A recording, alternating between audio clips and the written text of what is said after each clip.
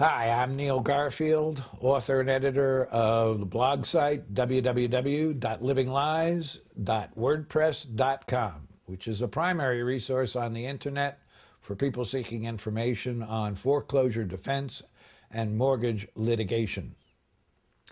Today we're going to talk about insurance. There are many forms of insurance that are involved in a mortgage transaction, and there's many more forms of insurance that are involved when that mortgage is securitized. Now, if you've seen any of the other videos, you know that a mortgage being securitized means that it's converted from just being an obligation, a note, and a mortgage or a deed of trust. It's converted from that to a security, which is sold to investors. So that's why it's called securitization. They sell a security. So you have the investor, who is the one advancing the funds from which the funding of the loan takes place, and the investor, therefore, is the creditor. And you have the homeowner, who is the one receiving the benefit of the funding of that loan, who is the debtor. So you have the creditor, you have the debtor, you have the investor, you have the homeowner. Now, let's look at the various forms of insurance, and you'll see why we're going to be talking about that in the context of securitized loans, because some very interesting things occur. First form of insurance that you probably become aware of at the time of closing is title insurance. And if you look to see who the beneficiary is in a securitized loan, under that title insurance, who's going to be paid, you might just find that the beneficiary of the title policy is different than the mortgagee or the beneficiary under the deed of trust. That alone creates a question of fact as to who the creditor is and who it was intended to be and who the lender is. And you will often find that there is that difference. Now, you also have property insurance, the deed of trust or the mortgage, both of which are classified as a security instrument. So if you hear me say that, you'll know I mean a mortgage or a deed of trust. The security instrument will often provide that the homeowner will insure the property in a manner where the lender is the beneficiary under that property insurance policy. So you compare the beneficiary under that policy with the beneficiary under the title policy with the beneficiary under the mortgage, and in some cases you may well find three parties so far that are involved, raising a further question of fact as to who the real beneficiary is, who the creditor is, and so forth. These things are inevitable consequences of securitization that was not properly thought through by the Wall Street geniuses who created this problem for us. Now, there's also PMI, the insurance that says if you die or are disabled, that the payments will continue to be made or a principal payment will be made. The question there is, who is the beneficiary of that policy? And one of the interesting questions that comes up out of that is, what happens when the ownership of the loan has changed? What notice, if any, is given to these insurance carriers that have issued policies? And you'll usually find, I think, that they don't receive any notice. So you've got all of these transactions that the pretender lenders are saying occurred, and yet when it came to the insurance, the title insurance, the property insurance, and the PMI, etc., that are unchanged, while they're insisting that there were changes in ownership and they have a right to foreclose. These things are, as I said, the inevitable consequence of securitization that was not thought out properly. But then you have more insurance. You have something called credit default swaps. And credit default swaps basically are contracts which are technically defined by federal law as not insurance, even though that's what they are, in my opinion, and technically defined as not securities, even though that's what they are, in my opinion.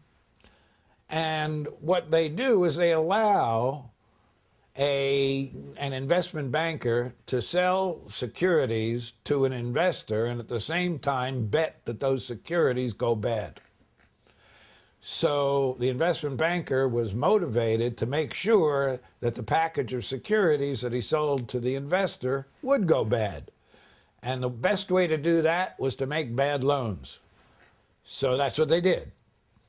They created loans that, for example, had teaser rates that were within the income of a prospective borrower, but would reset to payments that exceeded the income of the prospective borrower. So they could be sure that at some point when this loan reset, that it would go into default, which is exactly what they needed, because they insured the loan pool indirectly through the securities many times over. And according to published reports, the number of times that they insured these mortgages may well have exceeded 30.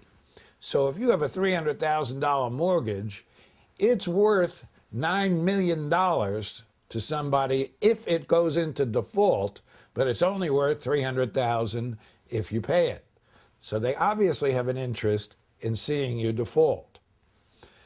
Then you have other forms of insurance through AIG and other types of entities that provided some hedge products or actual insurance contracts on the payment flow, which were not disclosed to you but were used where the money that was taken out in the yield spread, which I have already commented on in another video, they used the money taken out of your transaction to buy these insurance policies, and they bought them for the benefit of themselves instead of either the investor, who's a creditor, or the homeowner, who's a borrower, and didn't disclose it at all to either of you.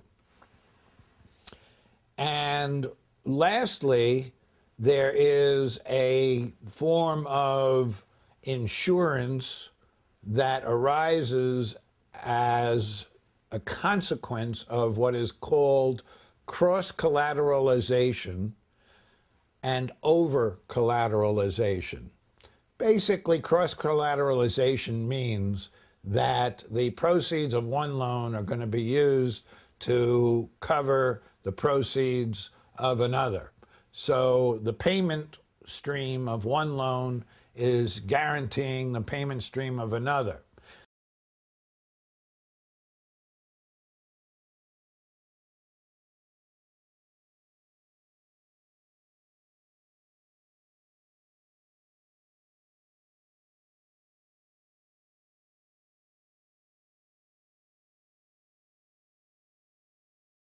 That's a direct breach, I think, of the plain and simple terms of your note. It'll usually say use of proceeds or payment, application of payments, and it will say any payment you make is to be applied to your loan and nowhere else. In fact, they weren't doing that. They were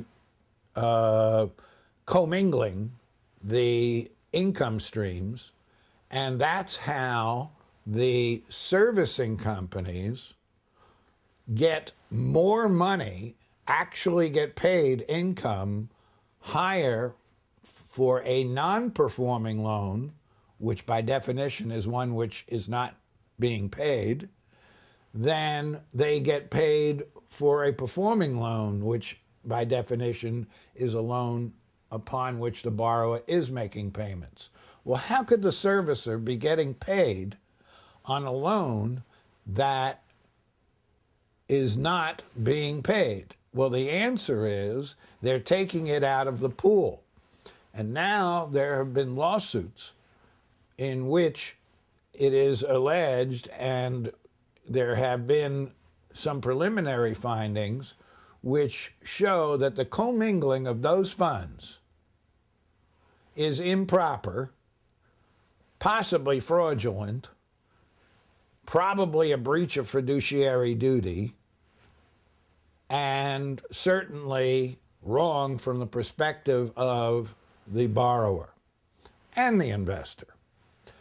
So when you're researching your particular loan, whether you're a lawyer researching on behalf of your client or a homeowner who's researching your own loan, take a look at the different forms of insurance, title insurance, property insurance, PMI, etc., and take a look at whether or not you've been contacted by somebody who says they're a trustee now for a pool of assets or a trust which supposedly now owns your loan by an assignment, or something they might call an allonge, or something they might call an endorsement. These factors on the insurance beneficiaries might directly contradict the first assertions that your would-be forecloser would make in court. They're going to come into court and they're going to say that we're the holder of the note, we can enforce the note, we can foreclose, and all the other things that they can't do because they never advanced a dime on your mortgage, and they are therefore not the creditor. And the typical problem that many people have on the homeowner side is getting a judge to consider the possibility that that is a false statement, which it almost always is in a securitized loan situation. I won't say that it's 100% true, but I will say that in my opinion it's 99.9% true that anyone in a securitized loan situation other than an investor who comes into court and says that they have a right to foreclose on the mortgage or deed of trust or enforce the note is at this point misrepresenting the facts. The problem is that in most judges' minds, foreclosure is a simple thing. You have a lender, you have a borrower, they either made the payments or they didn't. And it's difficult, challenging for any judge who has been sitting on the bench for any length of time to absorb the fact that it may not be so simple in a securitized loan. But it may be very simple for you to show the question of fact, which is all you need to do in order to get to discovery and an evidentiary hearing and potentially get awarded a temporary restraining order. You may be able to show it very easily when you start comparing the beneficiaries under the various title policies.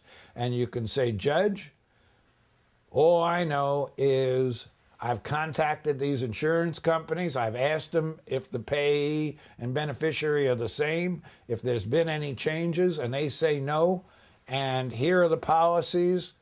And if they are the creditor, what are these people doing as the beneficiary under these policies? That's going to create a problem for them right away.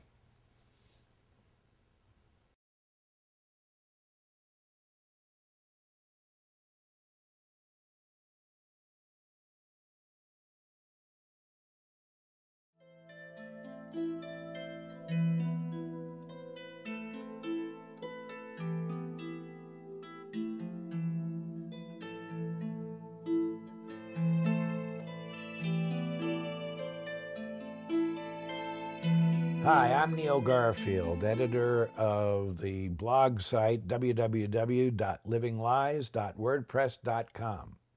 And I'd like to invite you to purchase a copy of the DVDs of the seminar that we gave in San Diego for laymen on the steps involved in defending your property, selecting an attorney, selecting a forensic reviewer or TILA auditor, and the basic facts concerning securitization of your loan.